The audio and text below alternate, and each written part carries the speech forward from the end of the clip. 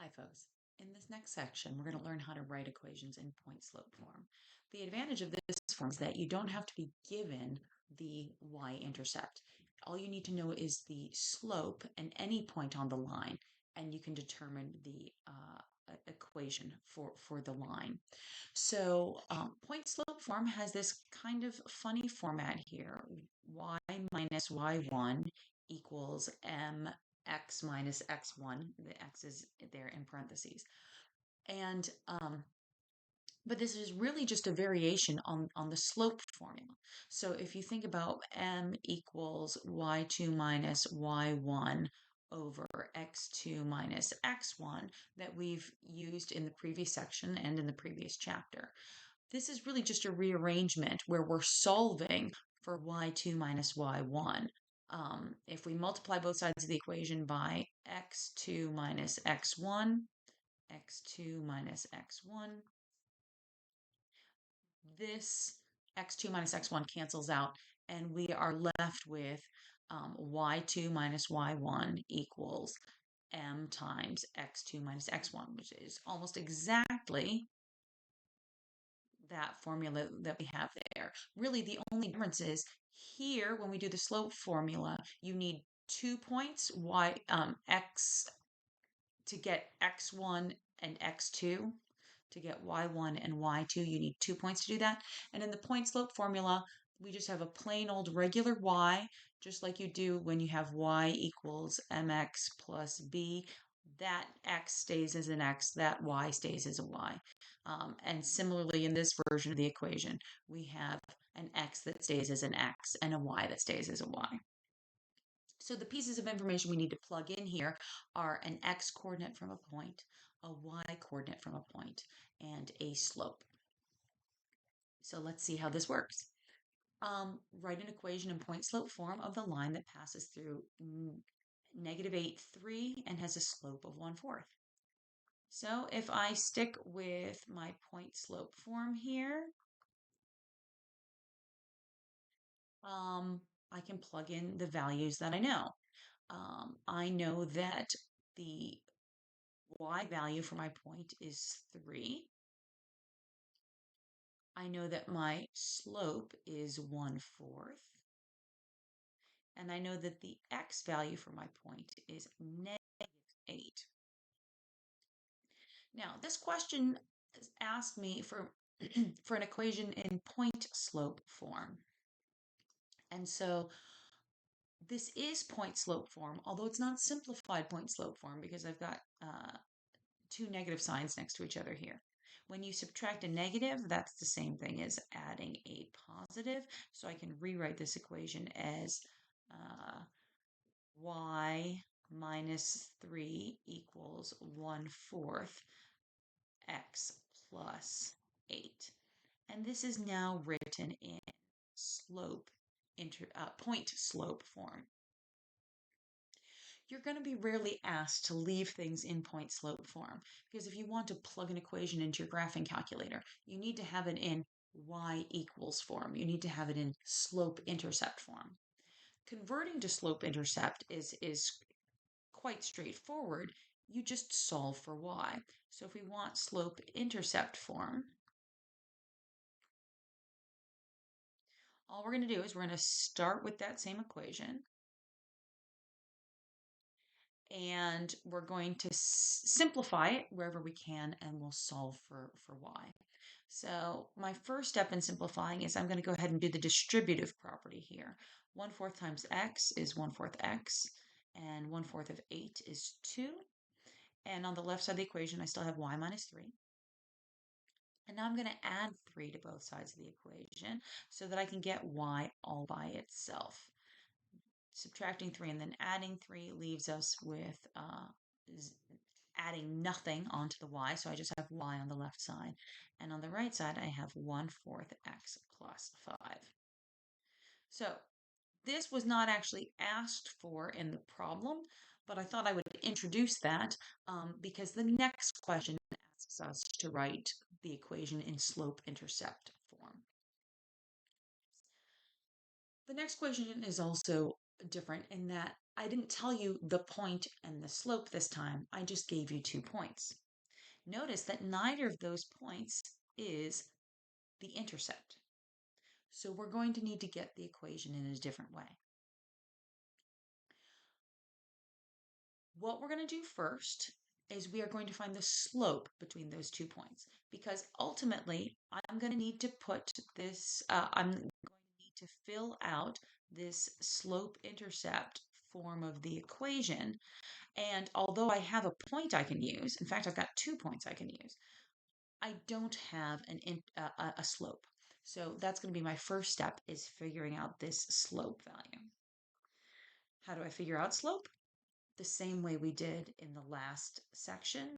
I also have it written up here on top of the page using this formula, y2 minus y1 over x2 minus x1. So I'll say -2 minus 2 over 3 minus 1. I have -4 divided by 2, which is -2.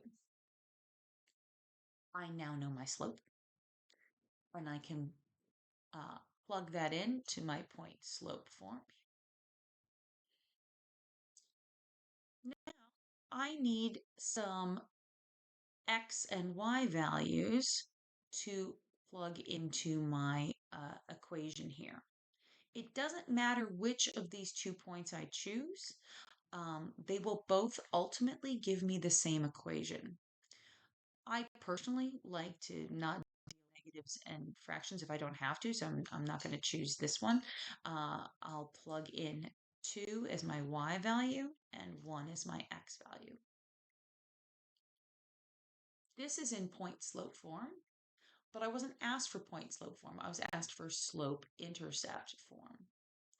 So I need to simplify. I'm going to do the distributive property here to get rid of those parentheses. So I'll have -2x, and -2 times -1 is +2. And on the left side, I still have y minus 2. To get y all by itself, I need to add 2 to both sides of the equation.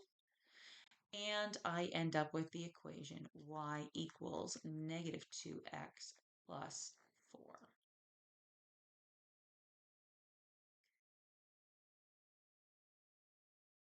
Let's look at how to do this with a real world problem.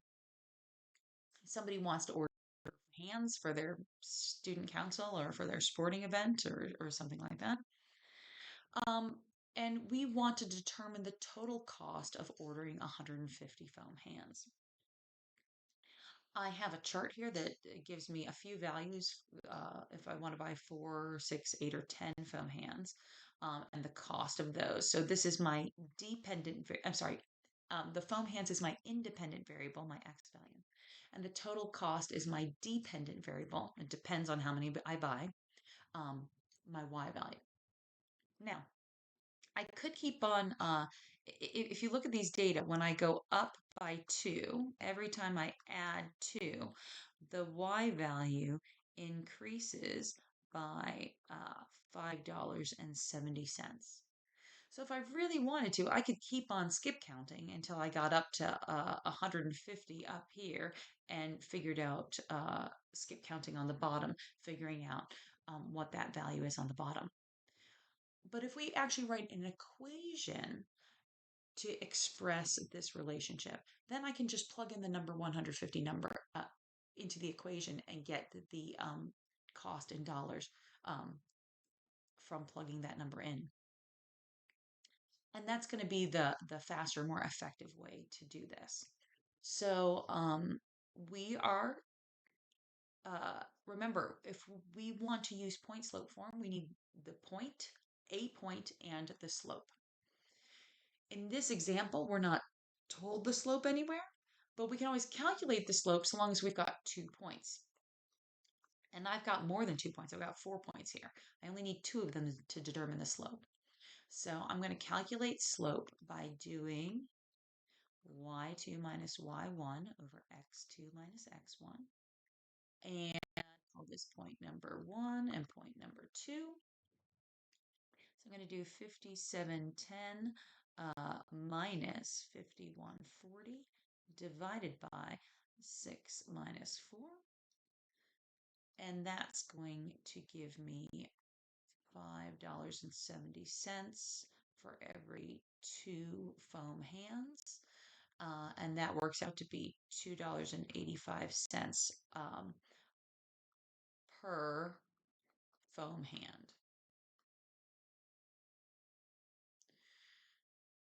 I now know my slope. I don't know my y-intercept, so I'm going to go ahead and use point slope form, which looks like this. Y minus y1 equals m times x minus x1. It doesn't matter which point I choose. I'm going to go ahead and choose small numbers because that often makes the math easier to have smaller numbers. So y minus 5140 equals, my slope was 2.85 times the quantity x minus, let's see, my x value up here is 4.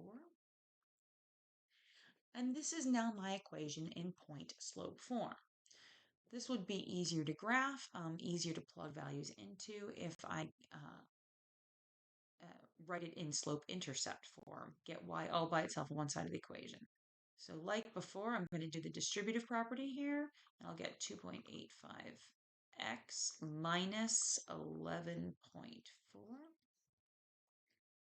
On the left side of the equation, I still have y minus 5140.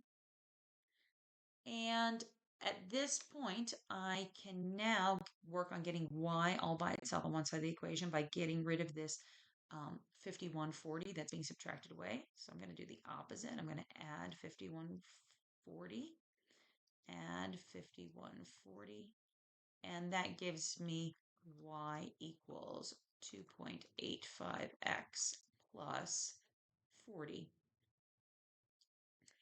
So this seems to be some sort of relationship where I'm paying $2.85 per foam hand, but there's also sort of flat fee of $40. Maybe it's the printing costs to be customized for my sporting team, or shipping and handling, or some sort of processing fee.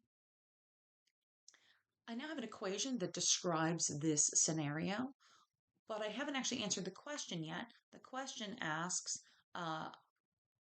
cost of ordering 150 foam hands. I can plug that value. Remember, my number of foam hands is my x value. I can plug this in for x and solve for the cost, which is y. So I'm going to do that now. I have 2.85 times x, which is 150, and then I'll add 40 onto that. And if I plug that into my calculator, I get a cost of $467.50 if I order 150 foam hands. I hope this helped.